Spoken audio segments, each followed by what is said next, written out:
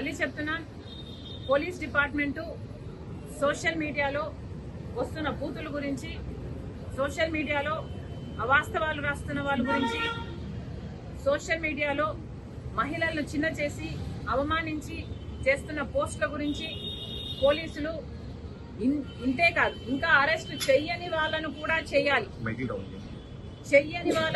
చేయాలి.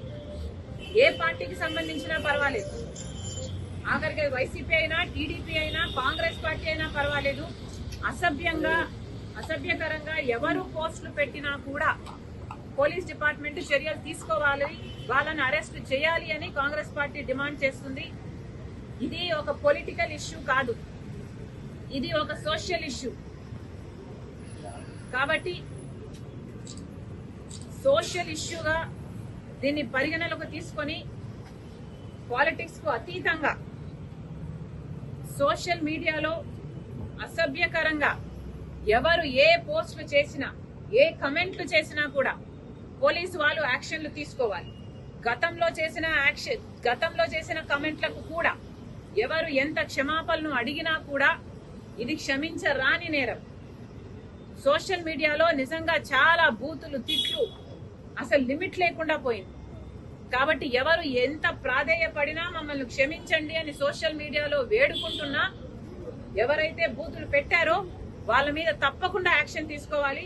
ఇది ఒక పొలిటికల్ ఇష్యూ కాదు, సోషల్ ఇష్యూగా చూడాలని మరొకసారి పోలీసుల్ని మీరు చేస్తున్న పనికి అభినందిస్తూ కాంగ్రెస్ పార్టీ డిమాండ్ చేస్తుంది. అసెంబ్లీకి ఎందుకు రారన్న వ్యాఖ్యలపై స్పందించారు. కాంగ్రెస్ పార్టీ అనేది 1.5 షేర్ మాత్రమే ఉంది, ఆ అధ్యక్షులు మాట్లాడిన మాటలపై స్పందించాల్సిన అవసరం లేదంటూ ఘాటుగా వ్యాఖ్యానించారు. నాకు ఒక్క ఓటు కూడా రాకపోయినా జగన్మోహన్ రెడ్డి గారు సమాధానం చెప్పాల్సింది కాంగ్రెస్ పార్టీకి కాదు, రాష్ట్ర ప్రజలకు జగన్మోహన్ రెడ్డి గారు సమాధానం చెప్పాలి. మాకు ఎన్ని ఓట్లు వచ్చాయి అన్న విషయం పక్కన పెడితే జగన్మోహన్ రెడ్డి గారికి అయితే 38% ఓట్లు వచ్చాయి కదా, జగన్మోహన్ రెడ్డి గారి పార్టీకి 11 సీట్లు అయితే వచ్చాయి కదా, మరి ఎందుకు అసెంబ్లీకి వెళ్ళటం లేదు? మీరు ఎమ్మెల్యేలుగా ఉంటే, మెంబర్ ఆఫ్ లెజిస్లేటివ్ అసెంబ్లీ మెంబర్స్గా ఉండి మీరు ఎందుకు వెళ్ళటం లేదు కాబట్టి రాజీనామా చేయండి అని మేము డిమాండ్ చేస్తే ఆ ప్రశ్నకు సమాధానం ఇవ్వకుండా మేము ఇన్సిగ్నిఫికెంట్గా అన్నట్టు మాట్లాడారు జగన్మోహన్ రెడ్డి గారు. జగన్మోహన్ రెడ్డి గారికి సూటి ప్రశ్న, మాకు ఎక్కువ ఓట్లు రాలేదంటున్నారు, సరే మీకు 38% ఓట్లు వచ్చాయి, మరి వచ్చి కూడా మీరేం చేస్తున్నారు? దాంతో 11 సీట్లు గెలిచి కూడా మీరేం చేస్తున్నారు? దాంతో మీకు మాకు ఏమిటి తేడా? మాకు ఓట్లు రాలేదు కాబట్టి మేము అసెంబ్లీకి వెళ్ళలేదు, మీకు ఓట్లు వచ్చినా 11 సీట్లు గెలిపించినా జగన్మోహన్ రెడ్డి గారు అసెంబ్లీకి వెళ్ళకపోతే మాకు ఆయనకు ఏమిటి తేడా? ఆయనకైనా ప్రజలు 38% ఓట్లు ఎందుకు ఇచ్చినట్టు జగన్మోహన్ రెడ్డి గారు దానికి సమాధానం చెప్పాలి. కాంగ్రెస్ పార్టీ ఒక జాతీయ పార్టీ, జగన్మోహన్ రెడ్డి గారు పుట్టక ముందు నుంచి ఉంది కాంగ్రెస్ పార్టీ. అలాంటి కాంగ్రెస్ పార్టీని ఈరోజు చిన్న చేసి మాట్లాడుతున్నారు. ఏ కాంగ్రెస్ పార్టీ అయితే రాజశేఖర రెడ్డి గారు సేవ చేశారో, ఏ పార్టీలో అయితే రాజశేఖర రెడ్డి గారు ముఖ్యమంత్రి 2 సార్లుగా అధికారం చేపట్టి ఆఖరికి తన ప్రాణం కూడా ఏ పార్టీలో అయితే త్యాగం చేశారో ఆ కాంగ్రెస్ పార్టీ గురించి జగన్మోహన్ రెడ్డి గారు చాలా చిన్న చేసి మాట్లాడారు. అయా జగన్మోహన్ రెడ్డి గారు, మీరు పుట్టక ముందు నుంచి ఉంది కాంగ్రెస్ పార్టీ, అలాంటి కాంగ్రెస్ పార్టీ గురించి మాట్లాడే అర్హత మీకు లేదు.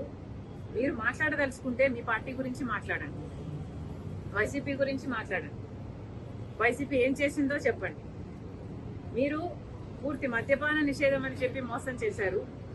రైతులకు 3,000 కోట్ల ధర స్థిరీకరణ నిధి ఇస్తాము ప్రతి సంవత్సరము అని మోసం చేశారు. మెగా డిఎస్సీ అని మోసం చేశారు. ఆఖరికి పోలీసుల్ని కూడా మీ ఇంటి కుక్కల్లాగా బిస్కెట్లు వేస్తే పనిచేసే మీ యంత్రాంగంలాగా మీరు వాడుకొని ఆఖరికి కాదంబరి కేసులో అయినా చూసాము, ఎంతో మందిని డోర్ డెలివరీ చంపేసి డోర్ డెలివరీ చేయడం చూసాము. మీ అరాచకాలను, మీ మాఫియాలను జనాలు తట్టుకోలేక మిమ్మల్ని ఓడించారు. ఒకప్పుడు ఏ రాజశేఖర రెడ్డి గారి కొడుకుకైతే అవకాశం ఇవ్వాలని 151 సీట్లను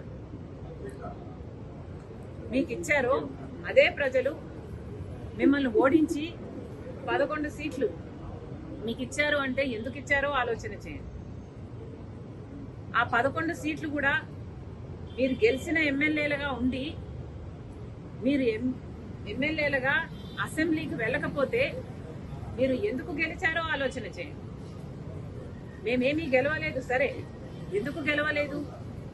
ఎందుకంటే ఈసారి ప్రజలు చాలా డిసిసివ్ గా ప్రభుత్వాన్ని మార్చాలి అన్న ఉద్దేశంతో ఓట్లేశారు కాబట్టి మాకు ఓట్లు పడలేదు. ప్రజలలో కాంగ్రెస్ పార్టీ పట్ల ఆదరణ లేదు అనడానికి వీల్లేదు. ఎందుకంటే దేశంలోనే చూస్తున్నాం కాంగ్రెస్ పార్టీ ఎదుగుతుంది. కాంగ్రెస్ పార్టీ పట్ల ఆదరణ లేదు అనడానికి వీల్లేదు. ఎందుకంటే దేశంలోనే చూస్తున్నాం కాంగ్రెస్ పార్టీ ఎదుగుతుంది. కాంగ్రెస్ పార్టీ ఓడిపోకుండా కంటిన్యూస్ గా అధికారంలోకి వచ్చునుంటే మన రాష్ట్రానికి 10 సంవత్సరాల కిందే ప్రత్యేక హోదా వచ్చేది. దాదాపు 1,50,000 కోట్లు విలువ చేసే విభజన హామీలు అన్ని కాంగ్రెస్ పార్టీ నెరవేర్చుండే. దురదృష్టం కాంగ్రెస్ పార్టీ రాలేదు. ఈసారి కూడా కాంగ్రెస్ పార్టీకి ఓట్లు ఎందుకు పడలేదు అంటే మీ పుణ్యమే.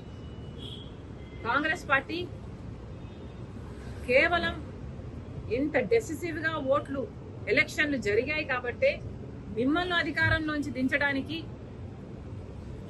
ప్రజలు నిర్ణయించుకున్నారు కాబట్టే ఈసారి చంద్రబాబు గారికి ఓట్లేసి గెలిపించారు.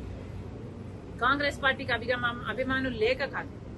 మళ్ళీ చెప్తున్నాం, జగన్మోహన్ రెడ్డి గారు నిన్న ఏదైతే బడ్జెట్ మీద ప్రెస్ మీట్ పెట్టి చెప్పారో వాస్తవానికి అది అసెంబ్లీలో ఫ్లోర్ ఆఫ్ ద హౌస్ మీద జగన్మోహన్ రెడ్డి గారు మాట్లాడాల్సిన విషయం. మరి జగన్మోహన్ రెడ్డి గారు అసెంబ్లీలో మాట్లాడకుండా ప్రెస్ మీట్ లో చెప్తే మేము అంతకంటే ముందు అంతకంటే బాగా ప్రెస్ మీట్ పెట్టి చెప్పారు బడ్జెట్ గురించి. మరి మాకు జగన్మోహన్ రెడ్డి గారికి ఏమిటి తేడా? ఓట్లేసి గెలిపించారు, మీకు 38% ఉంది అని గొప్పలు చెప్పుకుంటున్నారే, అది కూడా ఉండేటట్టు మిగుల్చుకునేటట్టు మీరు వ్యవహరించటం లేదు, ప్రవర్తించటం లేదు. మళ్ళీ జగన్మోహన్ రెడ్డి గారికి చెప్తున్నాం, ఇన్సిగ్నిఫికెంట్ పార్టీ మాది కాదు, ఇన్సిగ్నిఫికెంట్ పార్టీ మీది, వైసీపీది. వైఎస్ఆర్ లేని వైసీపీది, ప్రజాక్షేమం లేని వైసీపీ. మళ్ళీ చెప్తున్నాం వైసీపీ లీడర్లకు, జగన్మోహన్ రెడ్డి గారికి, మీరు మెంబర్స్ ఆఫ్ లెజిస్లేటివ్ అసెంబ్లీ, అందుకనే ప్రజలు మిమ్మల్ని గెలిపించారు. మీకు అసెంబ్లీకి పోయే ధైర్యం లేకపోతే రాజీనామాలు చేయండి. రాజీనామాలు చేసి మళ్ళీ కావాలంటే రెఫరెండం కి ప్రజల దగ్గరికి వెళ్ళండి. రెఫరెండం కోసం ప్రజల్ని అడగండి. మీరు గెలిపించినా మేము అసెంబ్లీకి వెళ్ళము అని చెప్పి రెఫరెండంకి వెళ్ళండి. అప్పుడు మీరు గెలుస్తారో లేదో, ఇన్సిగ్నిఫికెంట్ పార్టీ ఎవరిదో, అప్పుడు ఇంపార్టెంట్ పార్టీ ఎవరిదో, ప్రజలు ఏం నిర్ణయిస్తారో అప్పుడు కదా తెలియదు. సిగ్గుండాలి కదా. మెంబర్స్ ఆఫ్ లెజిస్లేటివ్ అసెంబ్లీ అయ్యుండి మీరు అసెంబ్లీకి పోము అంటే మూర్ఖత్వం కాకపోతే ఏమిటండి ఇది?